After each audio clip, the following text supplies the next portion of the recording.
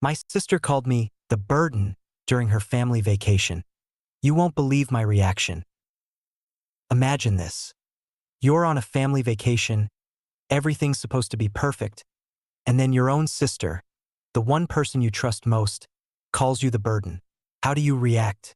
How do you even survive that kind of betrayal? Stick around because this story gets wild. Hey, story lover. Welcome to the Narrative Hub, Reddit Stories. Believe me, this adventure gets wild, but it's only epic with you. Seriously, you make this possible. Want more stories? Greater adventure? Smash subscribe right now. Smash like. Comment below. Let's go. My name is David Jones, and what I'm about to tell you will shake your understanding of family loyalty to its core. This isn't just about hurt feelings or sibling rivalry. This is about the moment I discovered who I really was and who my sister Jennifer really was beneath her perfect Instagram facade. The Maldives. 7 days, all-inclusive, crystal blue waters, and resort service that costs more per night than most people make in a month. Jennifer had been planning this family vacation for over a year, posting countdown photos every week leading up to it. Her husband Michael, their 2 kids, 8-year-old Emma and 6-year-old Joshua, and me, the bachelor uncle, the reliable David who always shows up, always helps out, always says yes. But here's what you don't know yet. What nobody knew was that I had paid for 40% of this vacation. Jennifer's social media empire wasn't quite as profitable as her 50,000 followers believed. When she came to me 3 months earlier, tears in her eyes, talking about disappointing the kids, I didn't hesitate. $15,000. Half my savings. Just between us, she had said. Michael doesn't need to know I couldn't swing the full cost. Day 1 was paradise. Emma and Joshua were running around the beach, building sandcastles that looked like architectural marvels. Michael was actually relaxing for the first time in months, and Jennifer was getting those perfect golden hour shots for her content. I felt useful. I felt included. Day 2, the first crack appeared. I was at the resort concierge desk, trying to secure a dinner reservation at the overbooked beachside restaurant, something Jennifer had mentioned wanting multiple times. The concierge was apologetic but firm, fully booked for the next 4 nights. So I did what I always do. I went above and beyond. I offered to personally compensate the concierge if he could work some magic. $200 later, we had a table for 5, sunset view, tomorrow night. I was walking back to our villa complex, actually proud of myself, when I heard Jennifer's voice coming from their patio. She was on the phone, and her tone stopped me cold. No, it's beautiful here, but honestly, Sarah, having David along is, God, how do I put this nicely? There was a pause, and I could hear her pacing. He's just such a burden. Like I love him, but he's so needy for validation. He spent 20 minutes at the concierge desk earlier, making this huge production about dinner reservations, like he's trying to prove he belongs here or something. The words hit me like a physical blow. I stood there, frozen behind a palm tree, as my sister continued. I invited him because I felt sorry for him, 35, still single, still renting that tiny apartment. But now I'm stuck with him for 5 more days, and he's going to want to insert himself into every family moment. Michael's already getting annoyed. But here's where the story takes its first turn, because while Jennifer was busy throwing me under the bus to her friend Sarah, she had no idea that Sarah wasn't just any friend. Sarah was my ex-girlfriend from college, the one who had stayed close with Jennifer even after we broke up, the one who had been quietly keeping me informed about Jennifer's real financial situation for months. And Sarah? She was recording the call. The next morning, I woke up to a text from Sarah. I'm so sorry you had to hear that, but I thought you should know who she really is. I have the whole thing recorded if you need it. Now, you might expect me to confront Jennifer immediately, to have a screaming match on the beach, to pack my bags and fly home in righteous anger. But you'd be wrong, because Jennifer had just made a critical error. She had revealed her true character, but she didn't know I knew, and that gave me something infinitely more valuable than moral high ground. It gave me strategic advantage. Day 3 arrived, and I was the picture of the devoted uncle. I helped Emma build an elaborate sand fortress. I taught Joshua to snorkel in the shallow reef. I complimented Jennifer's photos and offered to take family shots that didn't include me. I was so accommodating, so perfectly pleasant, that I could see the guilt creeping into Jennifer's expressions. That afternoon, while the family napped, I made my move. I walked to the resort's business center and spent 2 hours making very careful, very strategic phone calls. The first was to Jennifer's mortgage company. See, when she had asked me for help with this vacation, I had done some research. Jennifer and Michael were already 3 months behind on their house payments, something I discovered when I co-signed their original loan 2 years earlier and still received all the notices. The second call was to Michael's employer, specifically to his boss's boss, a man named Robert Williams who happened to be my college roommate and current business partner.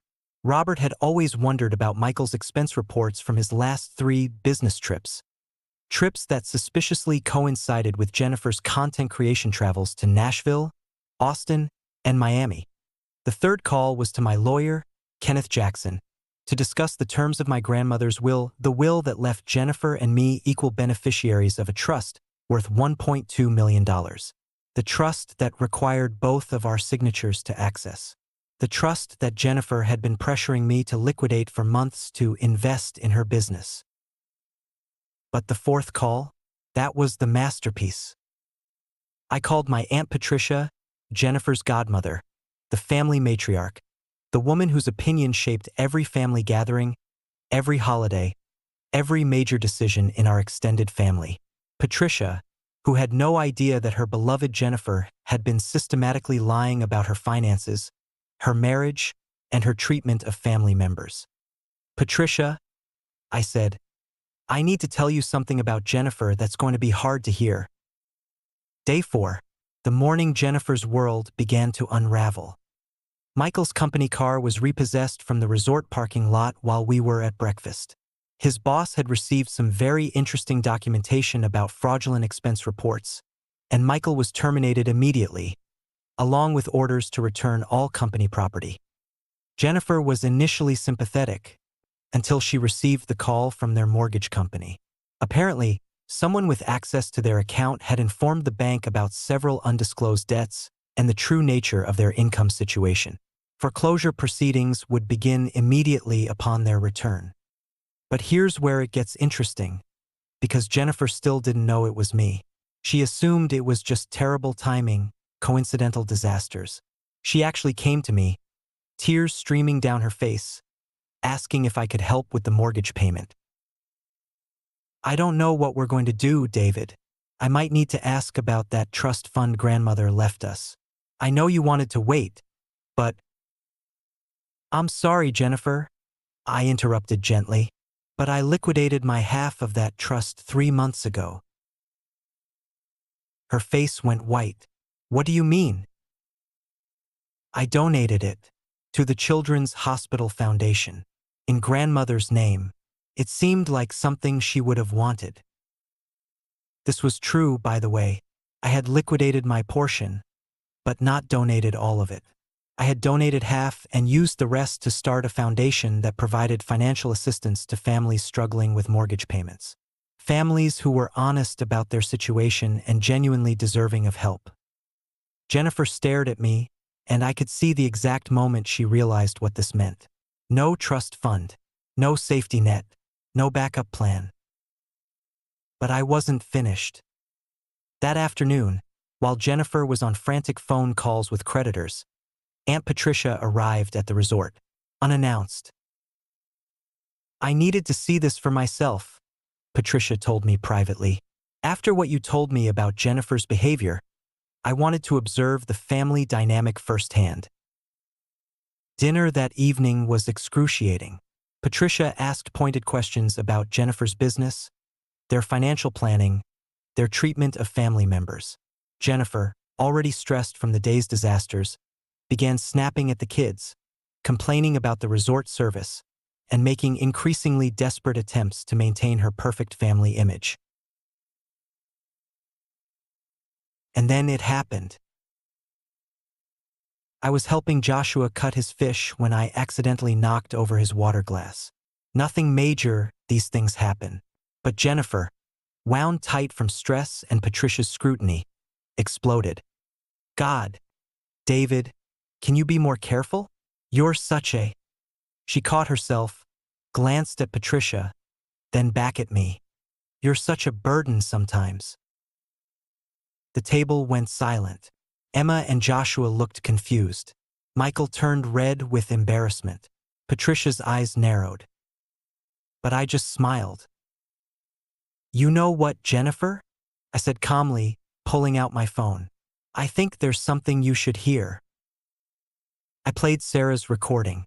Jennifer's voice, crystal clear, talking about what a burden I was, how she only invited me out of pity, how annoying my presence was to her perfect family vacation. Jennifer's face went through about 15 different colors as her own words played back to her in front of her husband, her children, and her godmother. Patricia's expression could have frozen lava. Turn it off, Jennifer whispered.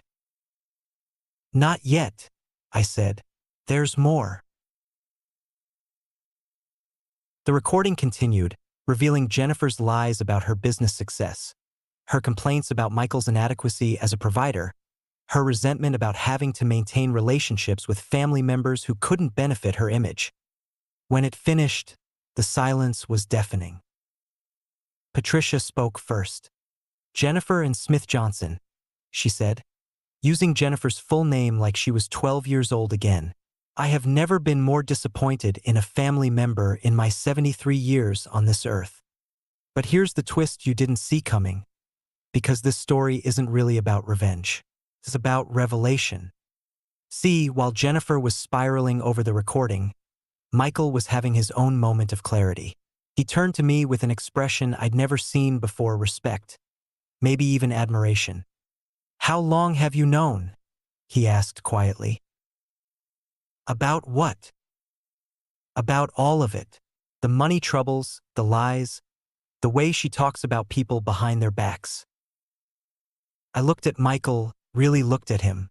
This man who had seemed like the perfect husband, the successful provider, the ideal family man. And I realized he had been just as trapped in Jennifer's web of deception as I had been. Long enough, I said. The question is, what are you going to do about it? That night, Michael asked Jennifer for a divorce. Patricia announced she was removing Jennifer as executor of the family foundation. The resort manager, having witnessed the dinner disaster, offered me a complimentary room upgrade for the remainder of my stay, separate from Jennifer's family villa. But the biggest shock came the next morning. I was having coffee alone on my new balcony when Emma and Joshua appeared at my door. Behind them, looking sheepish but determined, was Michael. Uncle David, Emma said solemnly. Daddy says we can come live with you if Mommy keeps being mean to everyone. And that's when I realized this story was never about Jennifer calling me a burden. It was about me discovering I wasn't a burden at all. I was the foundation holding everyone else up. Jennifer's business succeeded because of my financial support. Her marriage worked because I provided stability when Michael's career faltered. Her children felt safe because Uncle David was always there. I wasn't the burden. I was the solution. 6 months later, I have joint custody of Emma and Joshua. Michael and I have started a successful consulting business together. Jennifer is living in a one-bedroom apartment, working as a social media manager for other people's brands, and slowly rebuilding her life from the ground up. And Patricia? She made me the new executor of the family foundation. The funny thing is, Jennifer and I actually have a better relationship now than we've had in years. It turns out, when you remove the financial desperation and social pressure, when you strip away the pretense and force someone to face who they really are, sometimes you find someone worth saving. Jennifer apologized. Really apologized. Not the surface level sorry you got hurt apology, but the deep, soul-searching acknowledgement of years of taking me for granted, of using my generosity without gratitude, of treating my loyalty like weakness. We have dinner once a month now, just the two of us. No cameras, no social media, no performance. Just siblings figuring out how to be family again. Because here's what I learned from being called the burden. Sometimes the person carrying the weight isn't the problem.